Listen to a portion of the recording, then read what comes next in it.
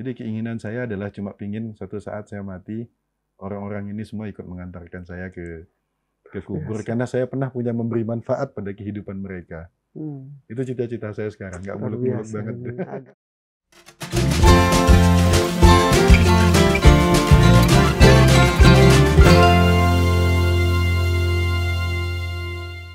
Ini saya belum selesai Pak Iqbal.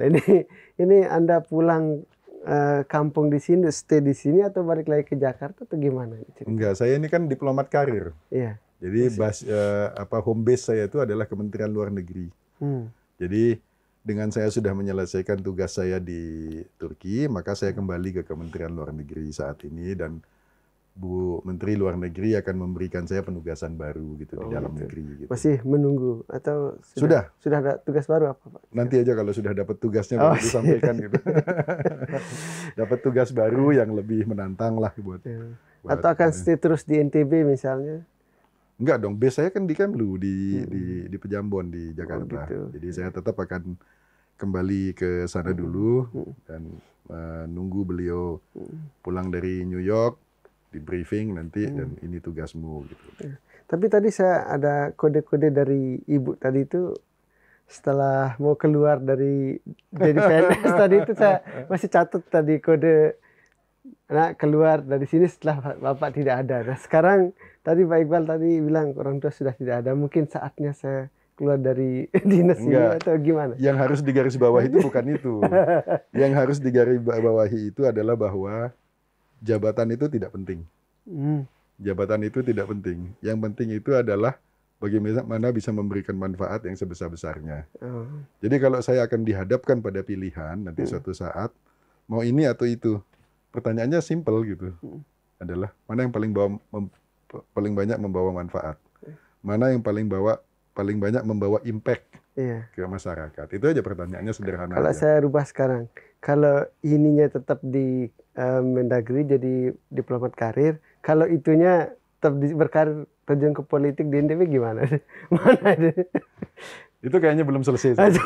Belum selesai. Kayaknya itu harus perlu istikharah untuk menjawabnya itu. Tapi gini, kalau terkait dengan tapi ada kemungkinan itu nggak? Kemarin saya lihat fotonya beredar sama Pak Ijo tadi, Ketua Demokrat NTB. Oh enggak, kalau itu silaturahmi aja. Silaturahmi biasa ya. Karena saya dan Ijo itu sudah kenal lama, sahabat sejak di Jogja, sama-sama alumni Jogja, sudah kenal lama.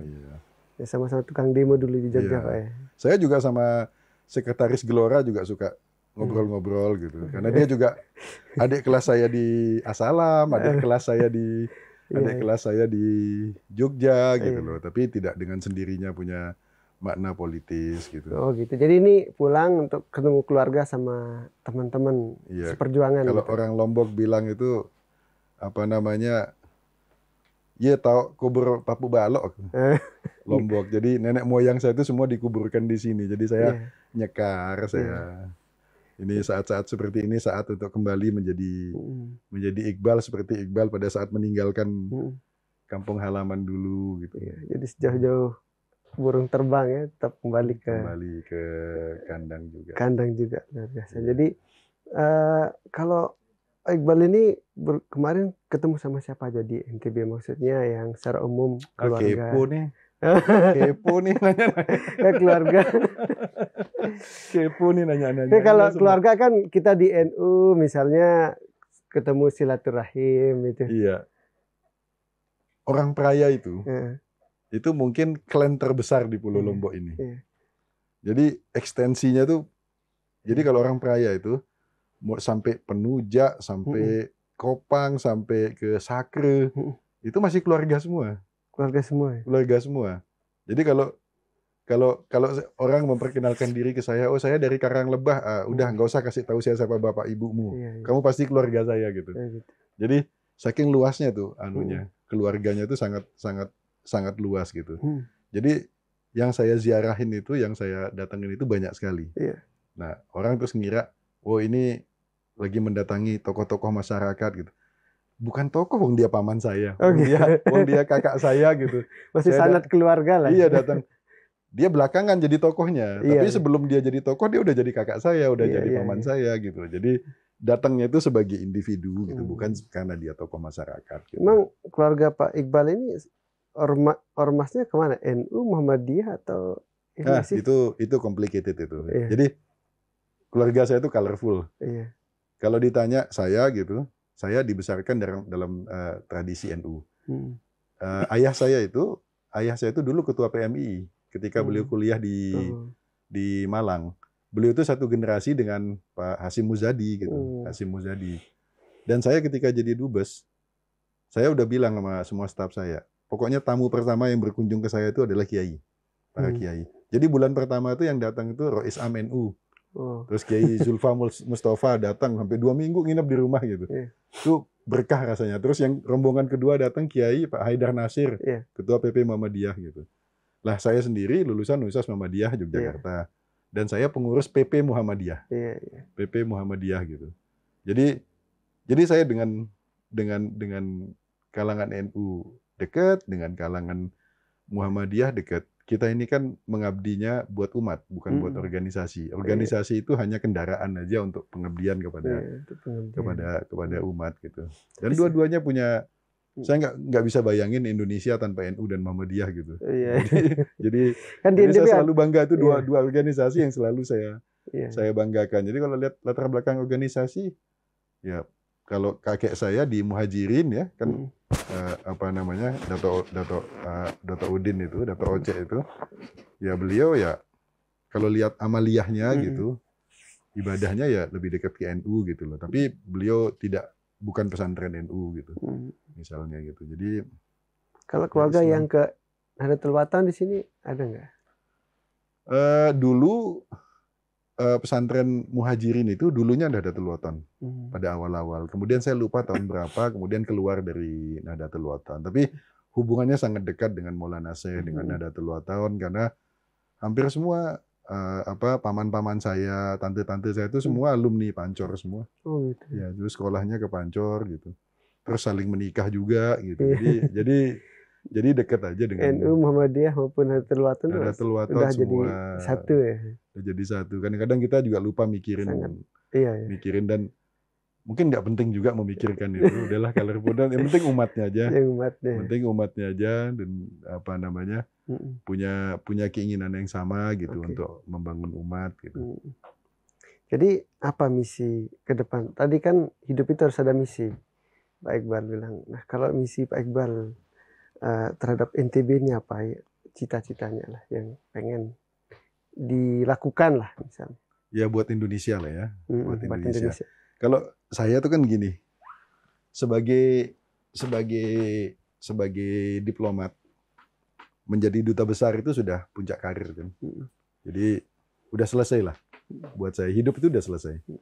Sebagai birokrat, sebagai pegawai, sebagai ASN, insya Allah juga akan segera selesai gitu ya. Di titik tertentu, di jabatan tertentu. Usia saya masih muda, 51, 52.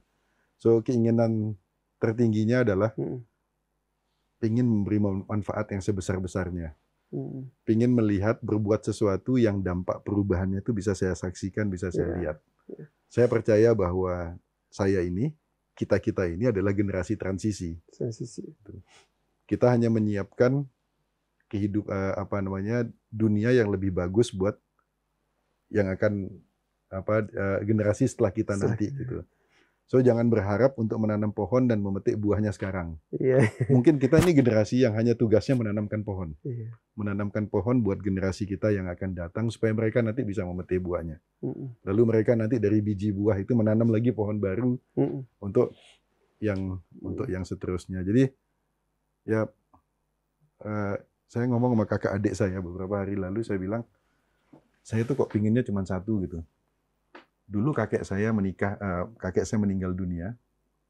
Itu saya ada di kampungnya di Lendangape dan saya lihat jalanan itu penuh sampai berkilo-kilo. Orang mengantarkan beliau ke makam itu dengan membacakan doa, membacakan Al-Fatihah buat beliau. Terus saya bilang, kalau saya sekarang mati, kira-kira siapa yang akan mengantarkan saya ke makam gitu? Dibacain di masjid, innalillahi wa inna ilaihi raji'un, telah meninggal, telah kembali ke hadirat Allah, itu Bapak lalu Muhammad Iqbal. Orang nggak ada yang kenal, nggak ada yang berniat untuk mengantarkan saya ke kuburan gitu. Lalu disebut putra dari Bapak Haji Lalu Maruf Misbah. Oh, anaknya Pak Maruf, entah terlalu atau datang. Jadi orang datang karena ayah saya. Cucu dari Haji Misbah, lalu orang lebih banyak lagi gitu. Karena kebaikan beliau, manfaat beliau, hutang budi yang diberikan. Terus ayo kita antar. Keponakan dari Tuan Guru Sam'an Misbah. Gitu. Jadi mungkin 90% orang yang akan mengantarkan saya ke kuburan itu adalah orang yang tidak kenal saya. Tapi dia datang semata-mata karena kakek saya, karena ayah saya, karena abah saya gitu. Jadi keinginan saya adalah cuma pingin suatu saat saya mati, orang-orang ini semua ikut mengantarkan saya ke kubur. Karena saya pernah punya memberi manfaat pada kehidupan mereka. Itu cita-cita saya sekarang, nggak muluk-muluk banget. Agak religius, agak sedikit luar biasa. Mungkin terkesan begitu ya, tapi ya inilah. That's my feeling gitu. Itu yang saya rasakan. Anak-anak muda ikut mengantarkan saya karena mereka merasa bahwa kita sudah melakukan sesuatu untuk masa depan mereka, menyiapkan masa depan mereka gitu. Lalu nanti dia sukses, lalu dia kirim doa buat kita gitu loh. Al-Fatihah buat Pak Iqbal dulu ya, piran aja nih. Luar biasa ini sebuah cita-cita luhur ya yang dari seorang Pak Iqbal ingin. Ini juga saya baca sebagai pengabdian yang harus buka ke depan, ingin mengabdi lebih banyak ke masyarakat Pak ya. Dan mungkin setelah terakhir ini mungkin semacam closing statement atau apa istilahnya, saya pengen setelah puluhan tahun merantau ke luar negeri, ada pesan khusus nggak untuk anak muda atau pemuda di Indonesia pun khususnya di NTB untuk menumbuhkan kepercayaan diri, bagaimana tadi perjalanan karir, membangun karir, bisa mimpin rapat negara nuklir itu kan itu sudah luar biasa yang capaian Pak Iqbal. Dari sekali itu kan sudah banyak refleksi yang pemikiran yang sudah punya. Kira-kira mungkin pesan khusus bagi anak muda kita di Indonesia, khususnya di NTB. Saya tuh kalau anak muda itu passion saya gitu, dan saya paling senang banget, menikmati banget ketemu dengan teman-teman muda, berbagi pandangan, karena buat saya anak muda itu ini tempat investasi kita gitu, buat masa depan bangsa ini. Dan mungkin bisa 10 kali webinar tuh kita kalau mau bahas mengenai pesan buat anak muda gitu, kita butuh 10 webinar itu untuk menyampaikan pesan-pesan itu.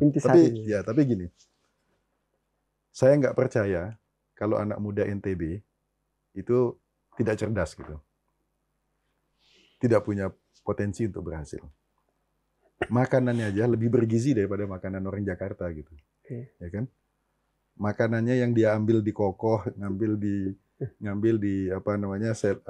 di reban, di saluran itu, di sawah itu aja. Tangkung jauh lebih bergizi, nutrisinya lebih tinggi daripada orang di Jakarta gitu. Jadi kita dapat lebih banyak hal gitu. Yang dibutuhkan oleh anak muda kita itu adalah hopes.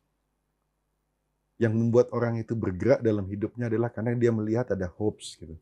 Ada harapan di situ gitu. Ada harapan. Sayangnya, apa yang kita pertontonkan kepada anak muda sekarang itu adalah keberhasilan yang instan gitu. Jadi orang itu kalau mau sukses itu kalau nggak gagah sekali atau jelek sekali gitu. Atau karena dia anak pejabat, kalau dia anak orang kaya baru bisa sukses. Padahal 99% dari kita ini tidak termasuk dalam kategori itu. Gagah banget juga enggak, jelek banget juga enggak, kaya banget juga enggak, pejabat tinggi banget juga enggak gitu loh. Nah, jadi bayangkan 90 sekian persen itu orang kehilangan hopes. Karena dia tidak bisa mencapai apa yang dia tonton di media sosial gitu. Nah, ini yang paling berbahaya. Jadi tugas kita, generasi kita, terutama generasi saya sekarang adalah bagaimana membangun hopes buat mereka. Bahwa masih ada harapan, siapapun kamu, apapun bentukmu, dari manapun asalmu, siapapun orang tuamu, kamu punya peluang yang sama untuk berhasil. Kamu punya peluang yang bersama untuk sukses. Ini yang harus kita bangun kepercayaan dirinya.